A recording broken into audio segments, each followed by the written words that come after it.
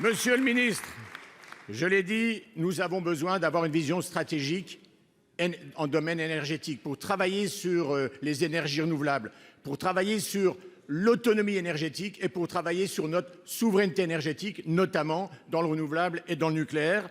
Tout ça doit en plus améliorer le solde de notre balance commerciale. Et enfin, monsieur le ministre, TPE, PME, ETI, grandes entreprises, les entreprises de France ont besoin d'un soutien adapté, mais encore faut-il travailler en constance avec ses représentants d'entreprise. Ils comptent sur vous. La France a besoin d'un État fort à ses côtés.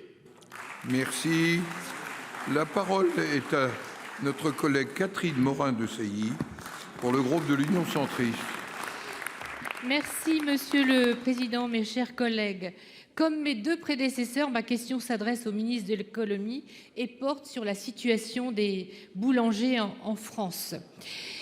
Il y a quelques semaines, je voudrais attirer votre attention sur ce fait, était annoncée l'inscription de la baguette française au patrimoine immatériel de l'UNESCO, mettant en valeur la filière de la boulangerie, ses traditions et ses savoir-faire.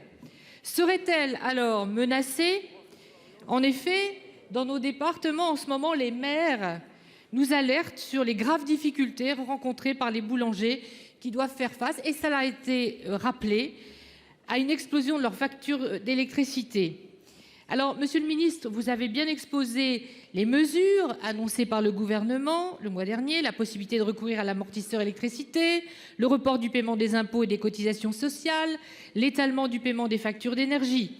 Les fournisseurs, vous l'avez aussi rappelé, ont d'ailleurs accepté que l'ensemble des TPE ayant signé un contrat d'électricité au cours du second semestre 2022 ne paient pas plus de 280 € par mégawatt-heure en moyenne sur l'année 2023. Alors tout cela est très bien, mais les dispositifs sont complexes, ça a été rappelé, et surtout ça va se mettre en œuvre qu'à la fin du mois. Or, très immédiatement, les boulangers nous alertent sur leurs problèmes, ils font immédiatement face à une hausse considérable du coût des matières premières, c'est plus de 30% répercuté sur leurs charges, et ils ne peuvent pas augmenter perpétuellement les prix sous peine de voir leur clientèle baisser. Donc l'heure est grave, Monsieur le Ministre, et nombre de boulangers sont au bord de la faillite du dépôt de bilan. Donc c'est dramatique pour eux, mais ça l'est aussi pour nos territoires, mes chers collègues. La boulangerie est le commerce le plus élémentaire en zone rurale, celui qui maintient la vie dans nos villages. Donc que comptez-vous faire, Monsieur le Ministre, particulièrement peut-être en lien avec les grandes régions qui disposent de la compétence économique et qui œuvrent aussi à trouver des solutions? Je vous remercie. Pour vous répondre, la parole est au ministre de l'économie et des finances, Monsieur Le Maire. Merci, Monsieur le Président. Madame la sénatrice Catherine Morin-Desailly, vous permettrez juste une toute petite digression pour répondre à Monsieur Husson qui me demande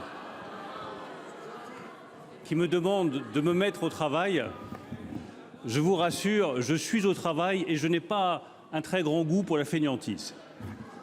Madame Morin-Desailly, pour être tout à fait concret et répondre à nos amis boulangers, aujourd'hui, la seule chose que nous demandons à nos amis boulangers, c'est d'aller soit sur leur site dédié, soit sur impôts.gouv.fr, de se déclarer comme très petites entreprises, parce qu'il se trouve que EDF, je rassure aussi M. Jean-François Husson, je reçois EDF au minimum toutes les semaines avec Agnès Pannier-Runacher et avec Olivia Grégoire, donc nous sommes en contact très régulier. Il faut qu'ils se déclarent comme très petites entreprises parce que les fournisseurs d'énergie ne le savent pas, et il faut qu'ils déclarent, puisque nous venons de modifier le formulaire, qu'ils souhaitent bénéficier du tarif garanti à 280 € en moyenne. Donc tous les contrats qu'ils ont pu signer à 500, 600, 1000 € le mégawattheure, ils sont résiliés et automatiquement ils auront droit à ce tarif à 280 € le mégawattheure. C'est une protection massive. Et pour ceux pour lesquels ça ne suffit pas, je le rappelle, guichet unique, amortisseur qui réduit de 20% l'augmentation de la facture et décalage du paiement des charges lorsque c'est vraiment nécessaire. Donc je crois que le maximum a été fait.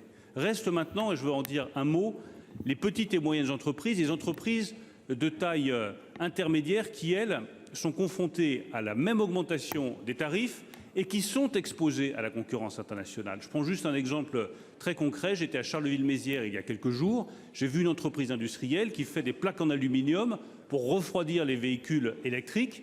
Eh bien, son fournisseur et son acheteur, qui est en l'occurrence un constructeur automobile allemand, lui dit « Vous ne pouvez pas augmenter les prix, sinon je me fournis ailleurs ». Comment est-ce que fait cette entreprise qui est confrontée à un acheteur qui lui dit « Je ne bouge pas mes prix » et à une augmentation des prix de l'électricité. Il faut qu'on leur apporte des solutions. On y travaille aujourd'hui. Nous ne voulons pas affaiblir notre base industrielle à cause de cette crise énergétique. Merci. La parole est maintenant à notre collègue Marie-Claude Varayas pour le groupe